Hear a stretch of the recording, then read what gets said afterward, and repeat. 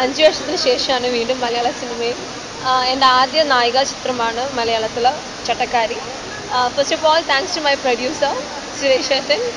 അതിലങ്ങോട്ട് കൂടുതൽ എനിക്ക് ഒരുപാട് നന്ദി പറയുന്നത് മേനക മാമിനോടാണ്. കാരണം പുള്ളിക്കാരിയാണ് എന്നെ ഒരു ഫംഗ്ഷന് കണ്ടിട്ട് ഈ ഒരു ക്യാരക്ടറിന് സെലക്ട് ചെയ്തത്. ഇങ്ങനൊരു പടം എടുക്കുന്നുള്ള കാര്യം അതൊന്നും പെട്ടെന്ന് എൻ്റെ ഇതിൽ വന്നിട്ടുണ്ടായിരുന്നില്ല. ഇതൊക്കെ വെരി ഫാസ്റ്റ് പ്രോസസ്സ്. 1 വീക്ക് ഇങ്ങനൊരു പടം വന്ന് ചട്ടക്കാരി ചെയ്യാൻ പറ്റുമെന്ന് ചോദിച്ചു. ഡേറ്റ്സ് ബിക്കോസ് ഞാൻ തമിഴും തെലുങ്കും ചെയ്തുകൊണ്ടിരിക്കുകയായിരുന്നു.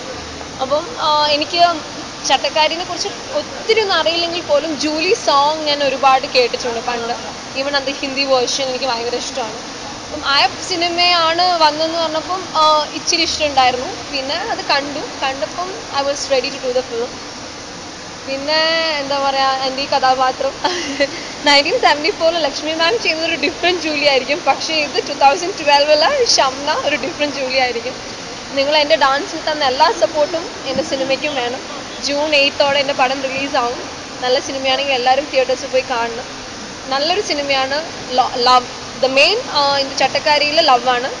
സോ ലവ്, ഇമോഷണൽ സീക്വൻസസ്, ഒരു അച്ഛൻ കുട്ടി മീൻസ് ഡോട്ടർ ഫാദർ അറ്റാച്ച്മെൻറ്റ്, അങ്ങനെ ഒരുപാട് എന്താ പറയുക, എനിക്ക് ചെയ്യാൻ ഒരുപാടുണ്ട് ഈ സിനിമയിൽ. So thanks to my director Santhosh ചേട്ടൻ, the whole unit of Chattakkari. ഞാനും ഒത്തിരി നെർവസ് ആണ്. സോ ഇതിനെല്ലാം നിങ്ങളുടെ കയ്യിലാണ്. Take the movie head. Thank U.